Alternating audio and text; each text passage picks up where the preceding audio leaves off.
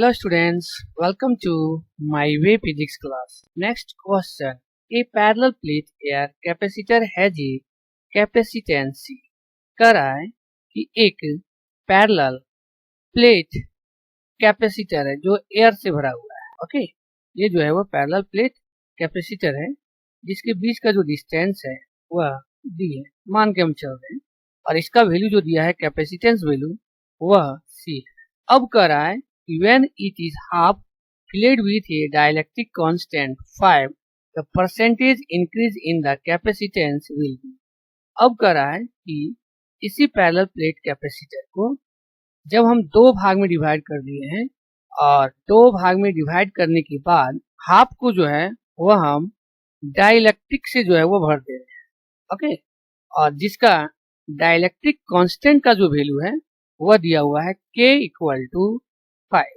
तो कह रहा है कि जो हमारा कैपेसिटेंस में परसेंटेज इंक्रीज करेगा वह कैपेसिटेंस का वैल्यू कितना परसेंटेज इंक्रीज करेगा उसको हमको यहाँ पे निकालना है. तो यहाँ पर हम देखेंगे जब इसको हमने दो पार्ट में डिवाइड किया है तो इसके बीच का जो सेपरेशन डिस्टेंस हो जाएगा यो वह हो जाएगा यहाँ से यहाँ तक d/2, और इसका यहाँ से यहाँ तक हो जाएगा वह भी हो जाएगा d/2 हो जाएगा. ओके, और ये जो कैपेसिटेंस हो जाएगा C1 और ये जो बन जाएगा वह बन जाएगा हमारा C2. मतलब यहाँ पे जो है अब दो कैपेसिटेंस बन गया, एक C1 और एक C2. ओके, तो सॉल्यूशन में देखेंगे कि जो हमारा ओरिजिनल कैपेसिटेंस इसको यहाँ पे हम लिख सकते हैं ओरिजिनल कैपेसिटेंस इक्वल टू हो जाएगा C एप्सिलॉन A/G. अब आ जाएंगे हम इस पर, जब इसको हमने दो भाग में डिवाइड किया तो यहाँ पर हम देखेंगे जब दो भाग हम डिवाइड कर दिया उस केस में ये जो कैपेसिटेंस हमारा हो जाएगा C1 उसका वैल्यू हो जाएगा C equal epsilon A by और D हो जाएगा वह हो जाएगा D/2. इसका मतलब ये हो जाएगा 2 एप्सिलॉन A बाय जो है वह हो जाएगा D, जिसको यहाँ पर हम लिख सकते हैं 2C. ओके, क्योंकि एप्सिलॉन A बाय D जो है वह हमारा C के बराबर है जो यहाँ पर हमारा दिया हुआ है. ओके, अब यहाँ पे हम देखेंगे C2 का, तो C2 का जो आ जाएगा वैल्यू वो आ जाएगा, यहाँ पर हम देख रहे हैं डाइलेक्ट्रिक कांस्टेंट हमारा दिया है कि, तो जब डाइलेक्ट्रिक कांस्टेंट हम पुट कर देते हैं उसमें कैपेसिटेंस का वैल्यू जो हो जाता है वो हो जाता है C के एप्सिलॉन A/D हो जाता है. ओके, यहाँ पर हो जाएगा K के जगह 5, ये हो जाएगा 5 एप्सिलॉन A और डिस्टेंस हो जाएगा सेपरेशन डिस्टेंस वो हो जाएगा D/2.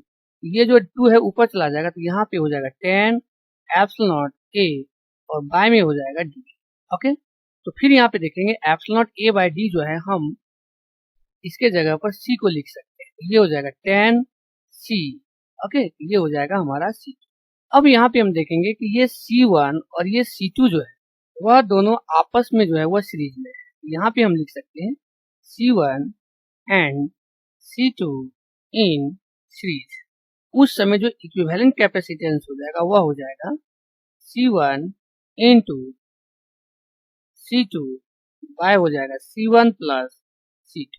ओके, C1 का जो वैल्यू है वह है 2C और इंटू C2 का जो वैल्यू है वह है 10C और बाय में हो जाएगा 2C और प्लस 10C. ओके, तो C इक्विवेलेंट जो है वह आ जाएगा हमारा 10 2 जा 20, ये हो जाएगा 20C स्क्वायर बाय 12C.